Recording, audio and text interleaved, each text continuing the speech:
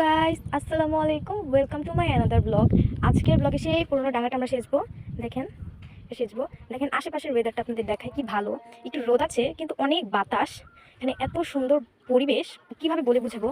আমি চলেন ওখানে যেয়ে দেখা যায়। আমার খুব ভয় করতেছে, এই গরমে এখান দিয়ে সাপ থাকলে আমি কি করব।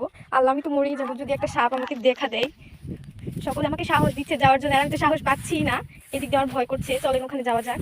সেই আগের ব্লগের পুরোনো ডাঙাটা আবারও সেচতেছে। আপনারা দেখে আসবেন আগের ব্লগে কিভাবে সেই ডাঙাটা সেচেছে। আমাদের শুধু হালি ক্ষেত, ধান ক্ষেত, সব ধান ক্ষেত। শুধু আমাদের এই জায়গায় একটা ডাঙা আছে, এই ডাঙাটা অবশিষ্ট রয়েছে। এখানে কিছু কিছু মাছ আছে, দেখেন। বাকি সব কিছু কিছু কাঁচা, কিছু কিছু পেকে গেছে। এগুলো এখন সেচতেছে, চলেন আমরা দেখবো। কিন্তু প্রচুর রোদ ছিল, তাই কালকে মাছ মারা হলো না এবং আজকে সেই মাছ মারার কাজটা আবার শুরু হয়েছে। পানি সেচা অলরেডি প্রায় শেষ। আজকের ওয়েদারটা খুবই ভালো। পানি সেচা প্রায় শেষ, এখন মাছের দিক দিয়ে অনেক নাড়াচাড়া করছে। কিছু কিছু মাছ বেশি হচ্ছে, দেখেন।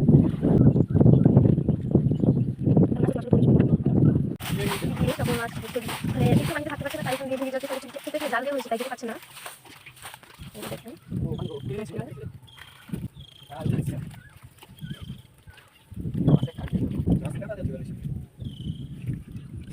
বালতিতে কয়েকটা মাছ আছে।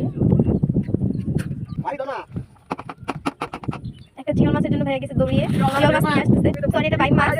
আমি আসলে মাছের নাম চিনি না সহজে। কিছু কিছু মাছ চিনি, যেমন চিংড়ি মাছ। এতগুলো মাছ হয়েছে।